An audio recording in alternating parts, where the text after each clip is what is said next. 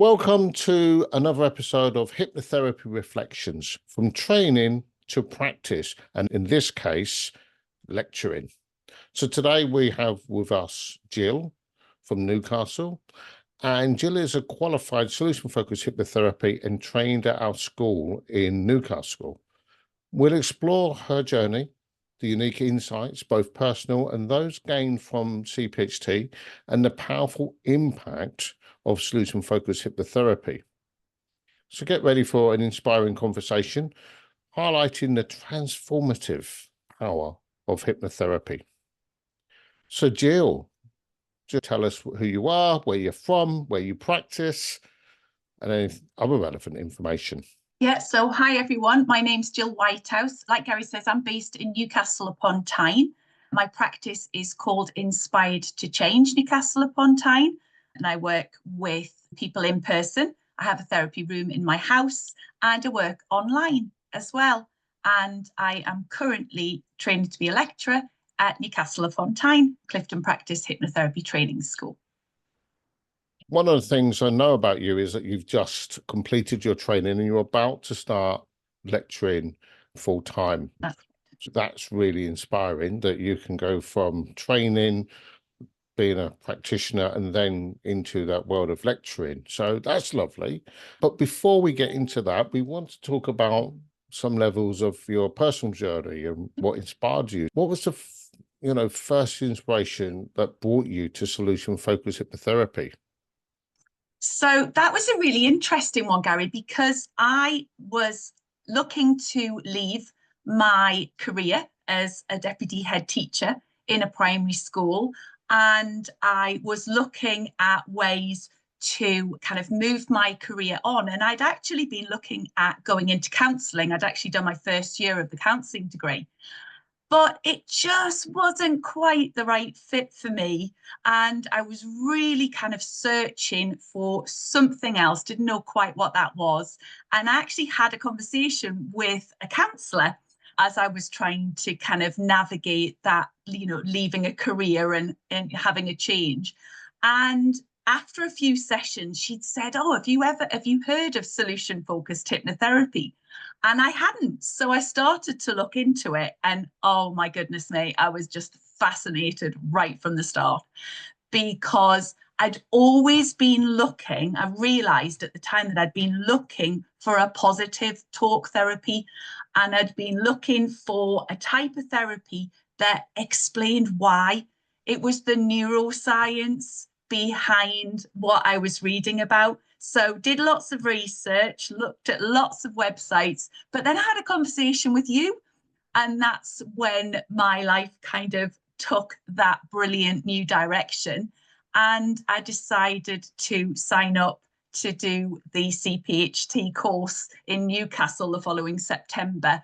And it was because it gave me the why of, that understanding of what the brain does when we're stressed and anxious. Yeah. Fantastic. I mean, you've answered probably 2 or 3 questions in that one Probably have. piece of information you've given us. Because what I was going to ask you was, what was the moment when you first realized that this was the right career for you? You'd looked at counselling, you'd been in the education sector all of your working life. You've then looked at a bit of counselling, and then was it looking about what the course offered, or was it during the course you went, "Oh wow, this is where I should"? Yeah, that's a really interesting question, because I actually signed up to do the course right at the beginning of January, and I didn't actually start the course until the end of September. So I had a lot of looking forward to it going on. And I thought I knew what I was going into. I thought I'd done the right amount of research. But it was weekend one, Gary. I spent the Saturday feeling a little bit overwhelmed, if I'm going to be quite honest. There was a lot of information. And it was quite a big group that I was in. I'd already made a really good friend, so that was good. I had someone to sit next to. But it was day 2. It was day 2 when you did the brain explanation. The brain explanation of what happens when we are stressed and we're in that, that polar bear moment. And at that point, the penny dropped, and I realized that this had gone from a possible career to this is definitely what I'm going to do. So that, I mean, that's amazing. And then thank you for including my little piece in there. So if you look at your journey right from when you that first weekend, how did that journey with CPHT, how did it shape you as a therapist now over those 10 months? What was it that made the course worthwhile for you? Yeah, I think the course is really special in that way, because that first weekend was so amazing, you know, getting that information, having that kind of light bulb moment. But then from weekend 2, when we started to look at trance and how we would deliver that with our clients, and actually starting to work with volunteers, that was when it really started to evolve for me, because it was the fact that CPHT were giving me the theory, they were giving me support, but they were saying, right, okay, off you go and find volunteers, start doing this, start actually living this role. And what that helped me to do, even for, you know, right from that weekend too, when I started just doing the trance session, was I started to see the actual impact that this had. I mean, at the time, it was my friends and family who were working with me, but they started to get really excited about what I was doing. They started to talk about it, you know, with their friends. And all of a sudden, everyone kind of became quite interested in what I was doing and why I was doing it. And, oh, could I be a volunteer as well? Yeah, they come out the woodwork a bit, Yeah, don't they absolutely did. So that was lovely, because it wasn't just me telling people about this new course that I was on, because everyone was intrigued that I was training to be a solution-focused hypnotherapist. But when I started saying, well, do you want to come and work with me? Do you want to come and do the trance sessions? They were all going, well, this is just wonderful. Can you just do this with me for the rest of my life? And you know, it was that engagement as well. So you really enjoyed the course, and you Yeah. went on to build a bit of a hypnotherapy practice, which was lovely. Yes. But what then the next step was becoming a lecturer with CPHT. What was, you know, why did you take that leap? So I think it kind of started from quite an early moment with me, because when I was doing the course, I was so engaged, and I was very lucky at the time when I was doing the course, because I'd left my career, so I was having a little bit of a career break at that time. So I did have some work to do, but my workload wasn't anywhere near a full-time job. So I could put a lot of effort and time into, you know, the solution-focused hypnotherapy challenges and tasks and coursework that we were given. And as I was kind of working through the course and watching you and the other lecturers, that thought had already started to come into my mind of, this is what I want to do as a career, but I really want to spread the word as well about the impact that solution-focused hypnotherapy can have on yourself as a practitioner and also on your clients. So because of the work that I do in education, that lecturer role was something I was very familiar with. And I started to think, oh, how amazing would it be in the future if, once my confidence and my experience levels were higher, it became a bit of an ambition for me, a bit of a goal for the future of, actually, do you know what? At some point, I want to be so confident, so knowledgeable about this area, this, you know, this therapeutic area, that I get to be the person who actually shares this and develops this in other people. And that's quite a strong part of who you are, because my understanding is you also gone back into the education sector on a very part-time role to help train some of the trainers. Yeah. Is that right? So I work in the leadership aspects of education. So I do a lot of coaching, a lot of delivery of leadership programs with teachers, but that is quite manageable. They're set chunks, they're over 18 months. So it's very flexible for me to fit around my solution-focused hypnotherapy role. How much of that training, that work you now do in solution focus, do you sort of follow into that training, that coaching you do? Do you know what? I think once you've trained to be a solution-focused hypnotherapist, it kind of seeps into everything that you do.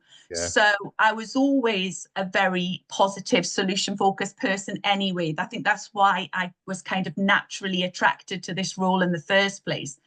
But I've started to use quite a few of the little techniques within my training, just so that we get that kind of positive mental health approach whilst we're doing leadership, which I think is so important for the education sector.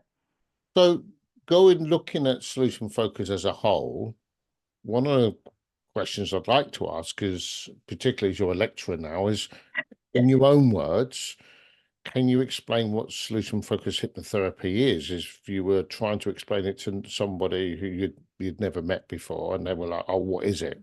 What would you tell them?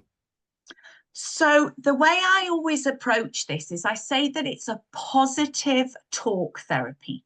So it's a therapy that helps you understand how your brain reacts in stressful, anxious situations.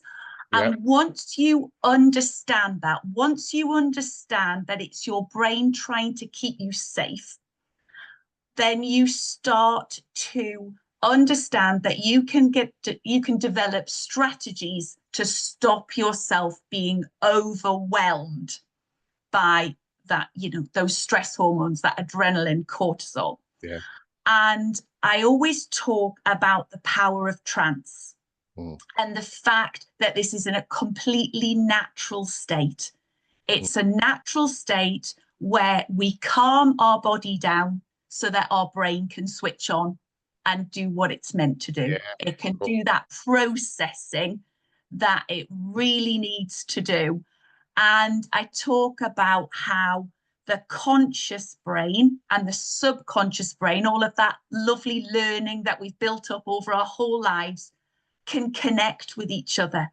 Yes. And start to come up with those answers. We might not always like the answer. It might be a bit tricky to do, but we start to realize what it is that we need to change or tweak or adapt to move ourselves forward. I think you've answered the next question, which is what makes it so different or so effective. So I think you've almost answered that, but have you got a success story as a practitioner where you've worked with somebody what maybe gives you goosebumps? Yeah, there's quite a few, but there's one that really jumps to mind. I worked with this lovely young woman who came to me. She trained to be a teacher, which obviously was, quite close to my heart. She trained to be a teacher, but had had a few bad experiences and had decided to leave that role and was currently working as a teaching assistant role, which she was really enjoying. But she had lost her motivation. She was suffering very, very badly with IBS type symptoms, had been on medication for quite a few years, and realized that, she needed to do something about it, but she didn't really know what to do. Absolutely. So I saw this lovely young woman it was over about 8 weeks. It was 8 weeks that we worked together. And from the very beginning, she absolutely just embraced the whole process right from the start. She was, she listened to the audio every night. She was religious about keeping her what's been goods recorded. Mm. She was absolutely committed. And every time we did the brain explanation, she would nod away to me, yes, I've been thinking about that. And she would tell me her reflections. And from session 2, she said, I didn't take any IBS medication this week. Wow. And I went, oh, right, okay. And we carried on with the session. And every week she went, I still haven't taken any medication. And her what's been good just grew like you wouldn't believe. I mean, one point, we didn't have time to do anything else because she'd filled the entire session with her what's been good. So it was absolutely amazing. And when she finished, I always remember her final session, she just sat down, beamed at me and went, do you know what, Jill? It's a normal, everyday day, and I'm a solid 10 out of 10. Wow. And it was so inspiring. So powerful. And I bet you've got dozens and dozens of stories like that. I don't think everybody I come across from who I, part of the solution-focused hypnotherapy world probably say that. One of the questions I've got, why do you think clients experience faster and more uplifting results with a solution-focused approach? Yeah, I think that's part of the power, isn't it? Because I think right from the initial consultation, so I always offer a free initial consultation for an hour where I find out about the client, they get to find out a little bit about me, and we do the brain explanation, that thing that you did that blew me away on weekend 1. And after the brain explanation, what I find time and time again is the client changes how they look at you, because all of a sudden there's this little ray of hope that things can change. They start to realize that what they're experiencing is a normal human experience. And I think that's really powerful, because they look at you and go, oh, so I'm normal then. And you laugh and you go, yes, what you're doing is a human reaction. And I think right from the beginning, understanding that and then listening to the audio and writing down those what's been goods, that serotonin, that feel good neurotransmitter starts to have that really quick impact. But it's the hope. It's the hope that I think is really powerful of, actually, I feel like this is going to work. I feel like you're going to help me get where I want to go. That's fantastic. Yeah.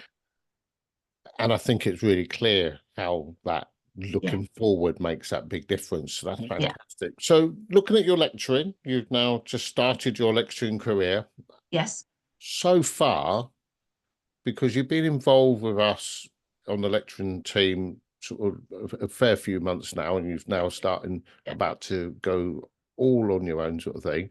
Yes. So far, what's the most rewarding part of teaching new people who come in to train in solution-focused hypnotherapy? What have you found most rewarding about seeing those new students?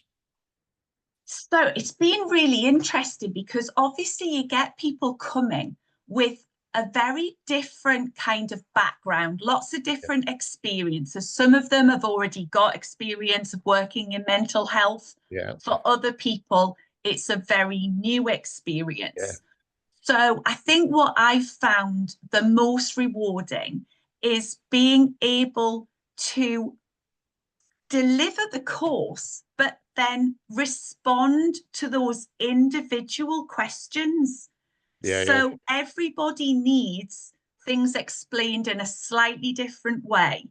And that's really helped me to, consolidate what I know, because obviously explaining it to someone else is a whole other skill, isn't it? So I think watching their confidence grow, answering their questions, because sometimes they ask questions and you think, I've never actually thought of it that way.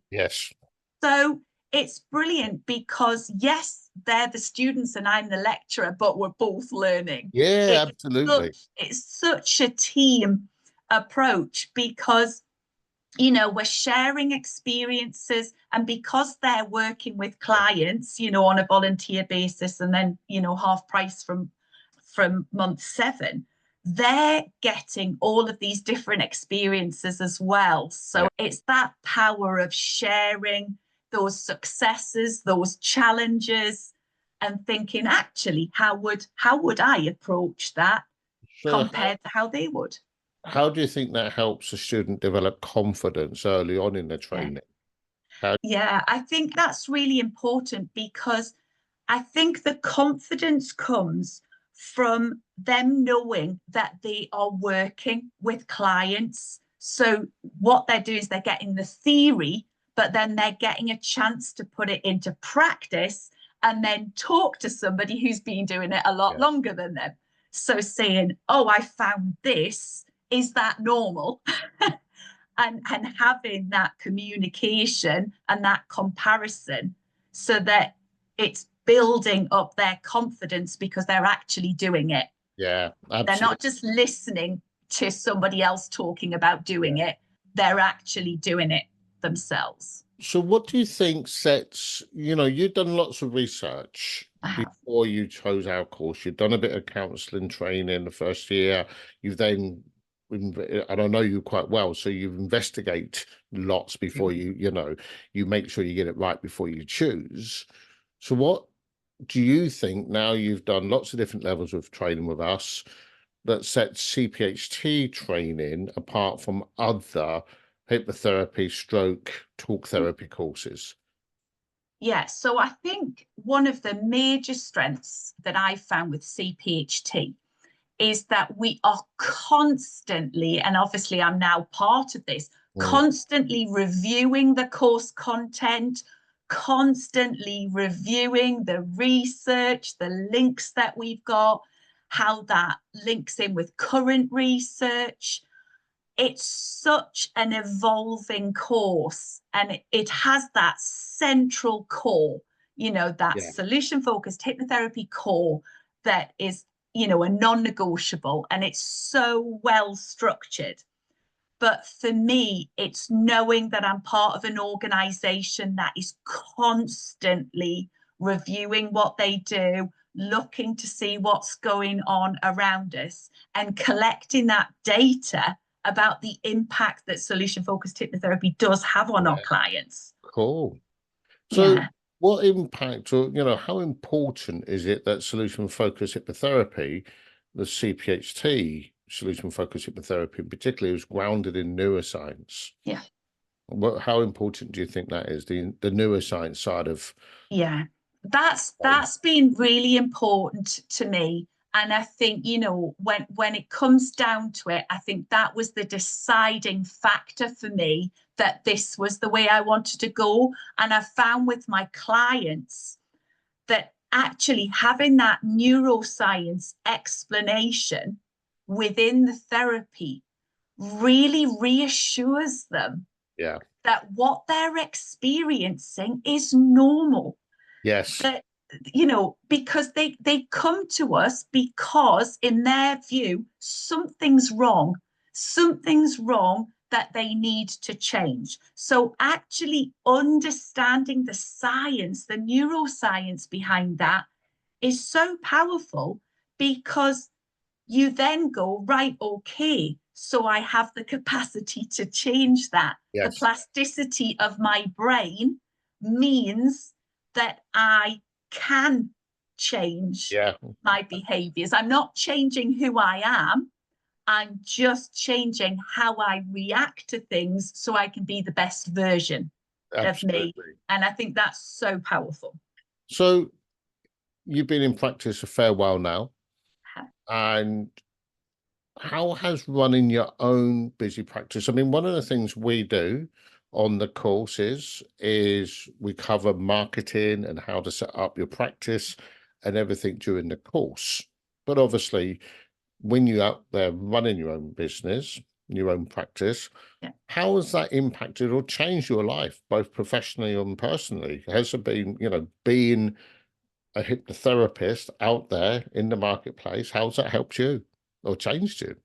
Oh, so much, Gary, because obviously, I was training for a completely, I mean, that there are transferable skills, don't get me wrong, but a completely different career to the one that I'd been in.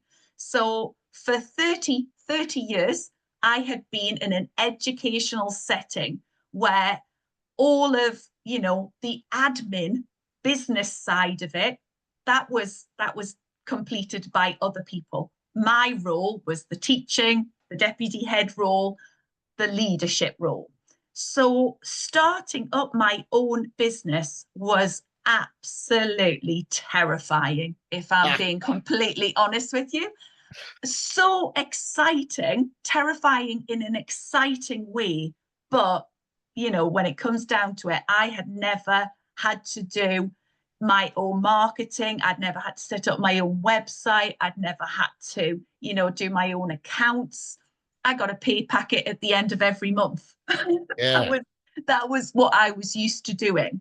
So obviously I then changed to become a business where I only got paid if I saw clients. I only got paid if I was given an educational, package to deliver. So having that as part of an integral part of the course, not even just an add-on, it was integrated through the entire course, was references to marketing, to, what is a Google ad? That was, all of this was completely new to me. Social media was new to me. So having that as part of the course meant that I stood a much better chance of actually becoming a successful solution hypnotherapist, solution-focused hypnotherapist. Yes. That makes sense. Yeah. Absolutely, totally. And one of the things which I know is very good is that all lecturers have to be working hypnotherapists. So we're actually at the coalface. We're dealing with the ins and outs of the current marketplace. So we often get students ask us questions about, oh, how do I tackle this? I remember going through COVID, and it was like, oh, we've now got people with COVID or long COVID, or we can only work online, which we our students now work online if they choose. And it's like, yeah, we're doing it too. This is what we're learning. So that was great. So I've got two questions in one, really. What advice would you give someone who's just starting out their hypnotherapy business? And what tips might you give someone if they want to find their niche or their ideal client? Okay, so the tips for starting up your own business one would be, make sure you have all of your course notes and you've made your notes next to them, because honestly, I still refer back to those now. But my major tip setting up your own business is to have a support network around you. So whether that's the people that you trained with, obviously you'll have your supervision team or your supervisor as part of that. Have that team around you, because setting up a business as a sole trader is so different. If you've never been in that situation before, it's a very strange situation for everything to rely on you. If you don't do it, it doesn't get done. So having that support team around you is invaluable, because you need people to say, the website's asking me to do this. What does that mean? I've been doing this on social media. Do you think that's any good? You just need that reassurance. So bouncing ideas off and having a group of people around you who you can bounce ideas off is worth its weight in gold. Yeah. And the second part, what was the second part of the question? Well, about if they want to have an ideal client, or if they've got a niche they want to go into, what advice would you, or tips? So my tip would be, right from the very beginning, where you start to work with those volunteer clients, right from the start, when you're doing the trance sessions, and then when you're doing the whole solution focused hypnotherapy sessions, work with a range of people. Work with a range of people wider than the range that you think is your ideal client. Kind of, you know, work with as many different people, because what I found was that my ideal client wasn't necessarily the kind of person I thought they were going to be. And it kind of finds you, because when you start to put out, you know, kind of adverts and posts on social media, you're putting out your personality. And your personality, your thoughts, your views attracts a certain kind of person back. And I think anything to do with advertising in a therapy role is about attracting people. You don't just say, do you want therapy? Come to me. Yeah.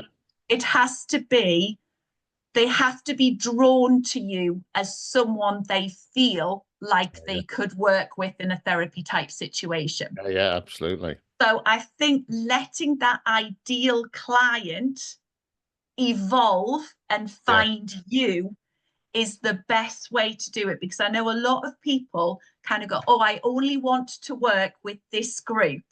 Then they start to work a little bit wider and go, oh, but working with this group is amazing. Yeah.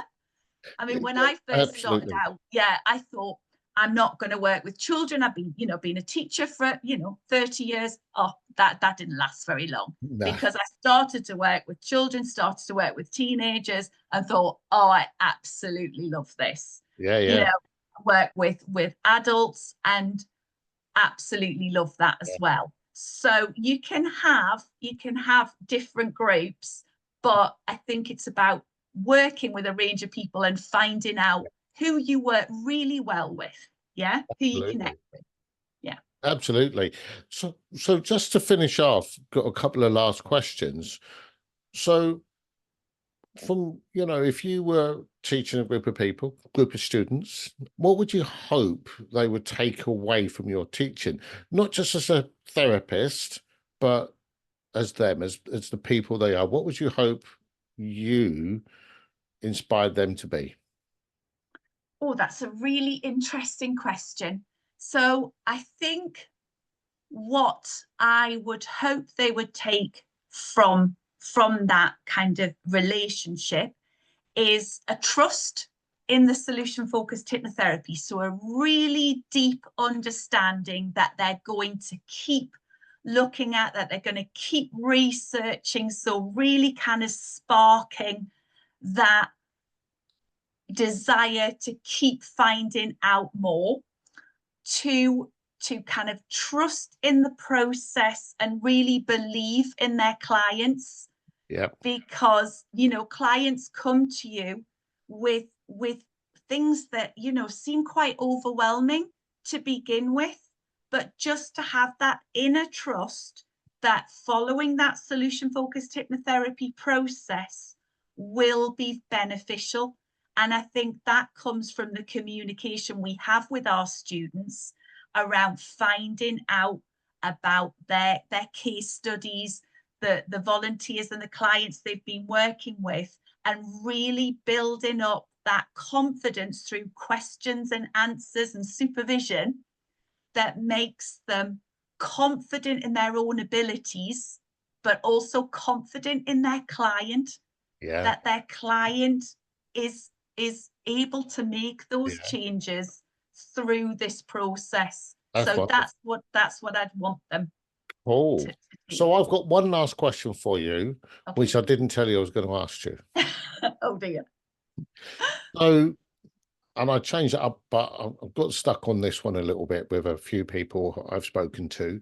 So if you was to be able, as a hypnotherapist, a solution-focused hypnotherapist, to work with any famous person, alive or dead, who would you like to work with to help them be the very best version of themselves? Right. Oh, I'm going to have to go with the person who jumped into my head straight away when you said that. No other person got there faster, and that's George Michael. Wow. I would love to work with George, because I from everything I've read, I've seen him in person quite a few times, obviously like not standing next to him. My husband was in his music video, so feel like there's quite a few connections there.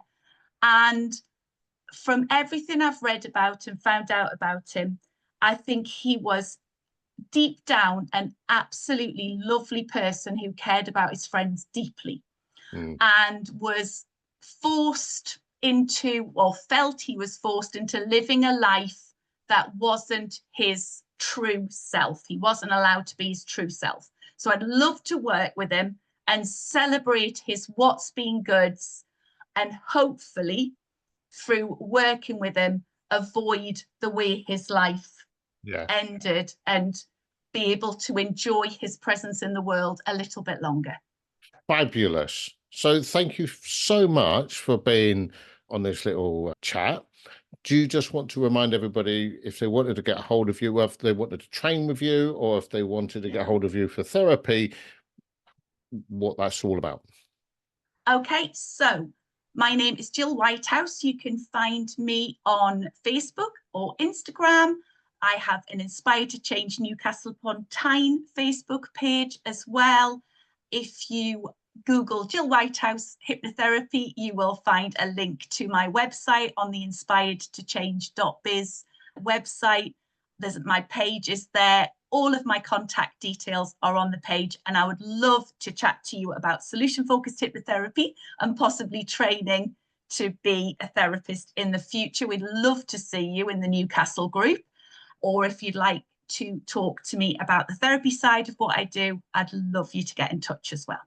And they can find you, or find where you're delivering training, at CPHT Newcastle. Is that right? That's right. That's absolutely right. Yes. Fantastic.